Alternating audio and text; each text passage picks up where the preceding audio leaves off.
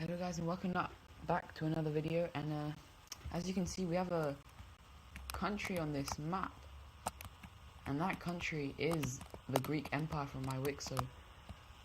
I think their capital's somewhere here, but I'm not going to add it.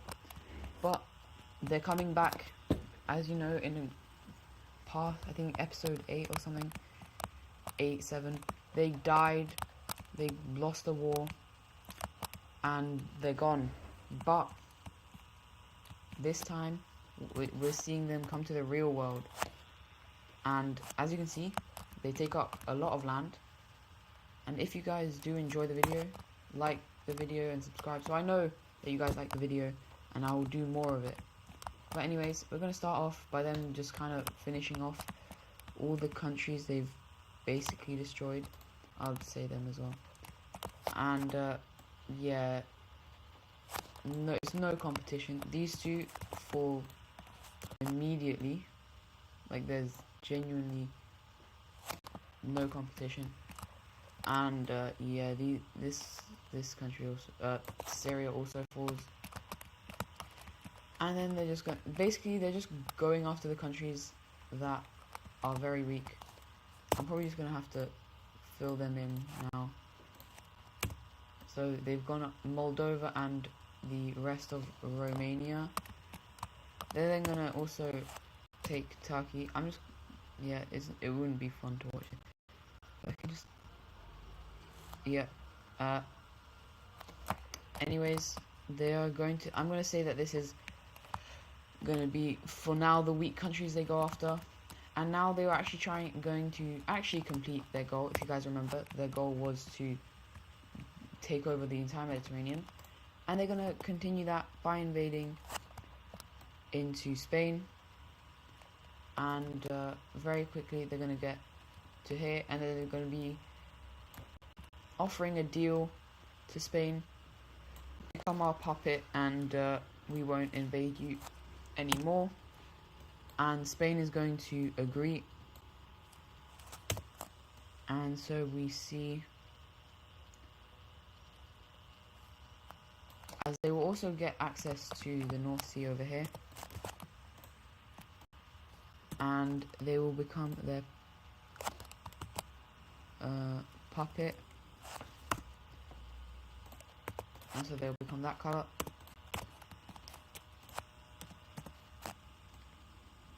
And so now the only country they have left to get the entire Mediterranean is France.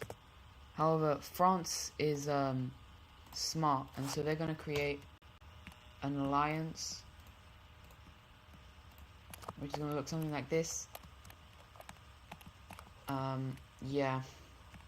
And so these guys kind of have to set their sights elsewhere, and they're actually going to set their sights on Ukraine, because they kind of want this area. They think it's quite valuable. And with this, we also see them getting Russia to join their side against poor old Ukraine. They were very close to joining, however they were just a bit too late. And very quickly, both Russia and the Greeks will move into the country, and eventually, yeah, the country is going to be split. And so the border will look something like this. We actually see Russia giving a little bit of this area to Greece, which is kind of nice, which is very nice of them. It also marks their formal kind of declaration of friendship, and they are officially allies. And so I'm going to make Russia a dark red. Yeah.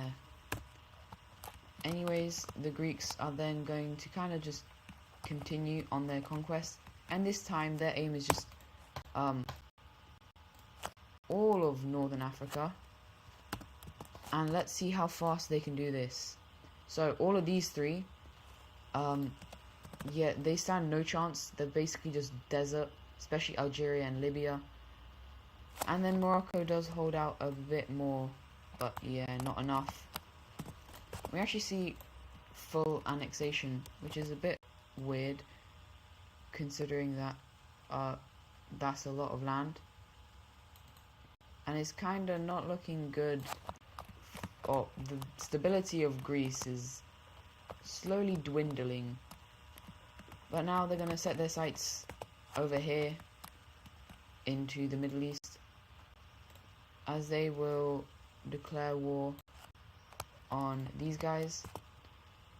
And again, trying to gain an ally after doing all of this, they're going to offer Iran to join in, and Iran will join in. And so very quickly Iran will also kind of invade into these areas, and eventually is going to be split between the two of them. And yeah, it's going to be some odd looking borders, but oh well, it doesn't matter. The Greeks will get all of this, and the Iranians will get all of that. And so the new borders of the Middle East will look like that for Iran, which, yeah, okay, that looks really weird. But anyways, they will actually become very good friends, them and Iran, as well as Russia. And they call themselves the Anti-European Alliance. But anyways, we're now going to see Greece do the thing that they wanted to. They are going to declare war on the blue team. And Russia is actually also, they're going to basically unite with Belarus, just so that they can have a border with these guys. I forgot about Kaliningrad. But anyways, we see the Greeks starting to march into the territory. But we do actually see France push back here. But one thing that you might have not expected is that the Lime team, the Andorran Empire, joins as well, which is extremely surprising. But I mean, the Greeks and Andorrans were very good friends, and so we actually see Greek basically leaving France to Andorra, and France is just going to surrender because that's what France does. Then we will see a slow push by the Greeks into the south of Germany, and we will actually see a couple of reliberations by Britain. However, very quickly they are pushed back out, and it's kind of just back and forth in the sea over here. But anyway, in the east, this is being left mainly to Russia, and Poland is crying out for help. They are horrified, and with the imminent danger over here, Germany has to redistribute their troops, allowing for a large push by the Greeks, which makes a fallback on this side, pushing back all the way to here. And eventually, Germany's going to surrender, and Britain is going to surrender before they're going to lose any more land. And so for a peace treaty, we're going to see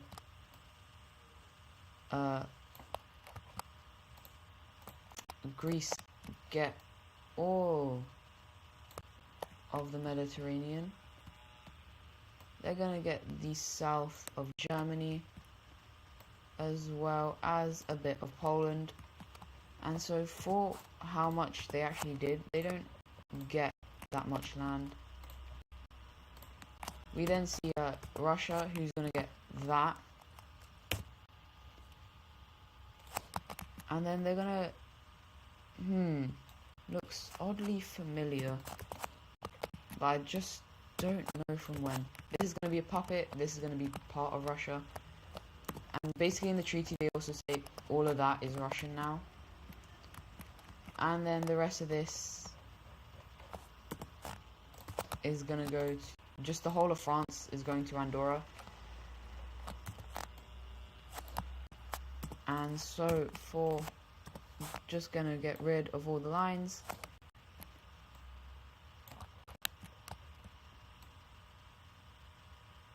And so this is what our Greek country would do if it came to modern day.